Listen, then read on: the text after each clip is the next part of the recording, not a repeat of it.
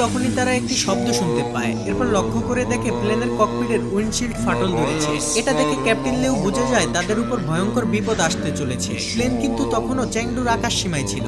Liu তখন সাথে সাথে চ্যাংডুর কন্ট্রোল টাওয়ারকে উইন্ডোশিল্ড ফাটলের ঘটনাটি জানায়। ঘটনা শুনে কন্ট্রোল রুমের সবাই চমকে ওঠে। তখন কন্ট্রোল রুমের একজন এয়ারপোর্ট কন্ট্রোলার ক্যাপ্টেন লিউকে জিজ্ঞেস করে, আপনি কি এখন লাসা যেতে পারবেন নাকি চংকিং এয়ারপোর্টে ফিরে যাবেন? লিউ তখন কন্ট্রোলারকে বলে, চংকিং এ ফিরে যাওয়া বা লাসা যাওয়া বিপজ্জনক হতে পারে, তাই আমি চ্যাংডু এয়ারপোর্টে জরুরি অবতরণ করতে চাই। কন্ট্রোলার তখন ক্যাপ্টেন লিউকে বলে, আপনি তাহলে প্লেনটিকে 32,100 ফিট থেকে 8,400 ফিট নিচে নামিয়ে নেন, অর্থাৎ 23,700 ফিটে নেমে প্লেনটিকে ডান দিকে ঘুরিয়ে চ্যাংডু সুয়াংলিও ইন্টারন্যাশনাল এয়ারপোর্টে জরুরি অবতরণ করেন।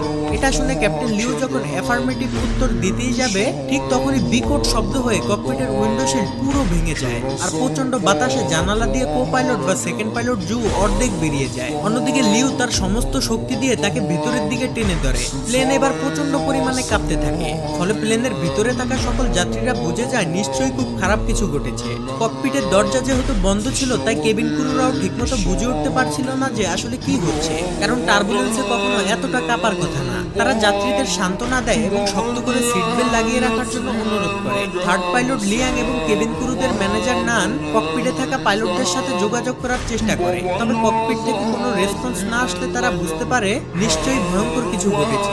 এদিকে ককপিটের ভিতরে লিও এবার আস্তে আস্তে জুকে ছেড়ে দিয়ে তার আসনে বসে। এরপর পুরো প্লেনের কন্ট্রোল তার নিজের হাতে নিয়ে নেয়। প্রচন্ড বাতাসে প্লেনটি ডান দিকে ঢুলে পড়ে। এটা দেখে যাত্রীদের মনে পুরোপুরি আতঙ্ক ছড়িয়ে পড়ে, আর তারা সিট বেল্ট শক্ত করে বেঁধে নেয়। এয়ার হোস্টেসরা তাদের নিজেদের জীবন বাজি রেখে সেখানে থাকা বাচ্চা এবং বয়স্কদের সাহায্য করতে থাকে। অন্যদিকে ক্যাপ্টেন লিউ তার সর্বোচ্চ চেষ্টা করে প্লেনকে কন্ট্রোল করার জন্য।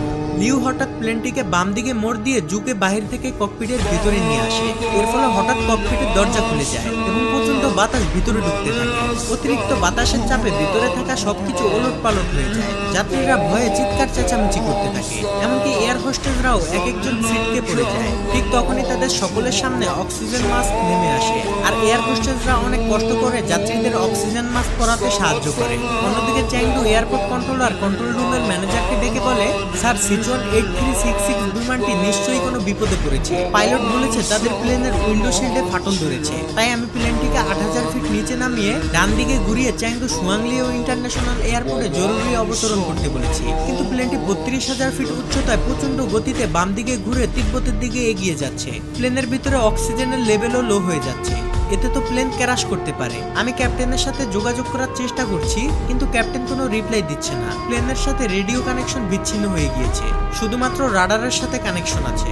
এটা দেখে কন্ট্রোল রুমের ম্যানেজার সাথে সাথে আশেপাশের সকল এয়ারপোর্টে ইনফরমেশন পাঠিয়ে দেয় এবং মুহূর্তের মধ্যেই সকল এয়ারপোর্টের ফ্লাইট বাতিল করে দেওয়া হয়। প্রতিটি প্লেনের শিডিউল পরিবর্তন করা হয়, টেক অফ করা সকল প্লেনকে হোল্ড করে দেওয়া হয়, এমনকি আকাশে উড়ন্ত সকল প্লেনের রোড চেঞ্জ করে দেওয়া হয়। ইমার্জেন্সি ল্যান্ডিং এর জন্য চ্যাংডু সুয়াংলিও ইন্টারন্যাশনাল এয়ারপোর্টের রানওয়ে খালি করে দেওয়া হয়। সেই সাথে police, fire service, medical team এবং এয়ার ট্রাফিক কন্ট্রোল সহ সকল বাহিনীকে রানওয়ের কাছে অবস্থান নিতে বলা হয়, যাতে যে কোনো খারাপ সিচুয়েশনের মোকাবেলা করতে পারে। এমনকি চায়নার এয়ারফোর্স থেকে প্লেনটিকে সাহায্য করার জন্য 4টি ফাইটার জেট পাঠানো হয় এবং আকাশে অন্যান্য যে সকল প্লেনগুলো রয়েছে সেগুলো থেকে সিচুয়ান 8633 এর সাথে যোগাযোগের চেষ্টা করা হয়, কিন্তু প্লেনটি থেকে কোনো ধরনের রেসপন্স আসে না। যাই হোক, অন্যদিকে ককপিটের দরজা খুলে যাওয়ায় থার্ড ক্যাপ্টেন লিয়াং কোনো মতে ভিতরে প্রবেশ করে ককপিটের দরজা বন্ধ করে দেয়। ফলে প্লেনের ভিতরে বাতাসের চাপ কমে যায়, কিন্তু প্লেন প্রচন্ড ঝাঁকাঝাঁকি করতে থাকে। লিয়াং ককপিটে ঢুকে দেখতে পায় ক্যাপ্টেন লিও ঠান্ডায় প্রচন্ড কাঁপছে, আর অক্সিজেনের অভাবে কো পাইলট জু অজ্ঞান হয়ে যাচ্ছে। লিয়াং তখন ককপিটে থাকা অক্সিজেন মাস্ক বের করে ক্যাপ্টেনদের পরিয়ে দেয় এবং সে নিজেও পরে নেয়। এরপর লিয়াং কন্ট্রোল রুমের সাথে যোগাযোগ করার চেষ্টা করে, কিন্তু সে বুঝে যায় রেডিও কানেকশন বিচ্ছিন্ন হয়ে গিয়েছে। লিয়াং কোনো মতে প্লেনটিকে নিচে নামানোর চেষ্টা করে, কিন্তু তাদের ভাগ্য এতটাই খারাপ ছিল যে তারা যদি প্লেনটিকে নিচে নামায় তাহলে প্লেন ক্র্যাশ হওয়ার সম্ভাবনা রয়েছে, কারণ তাদের প্লেন তখন তিব্বতের উপর দিয়ে যাচ্ছিল। আর আমরা সকলেই জানি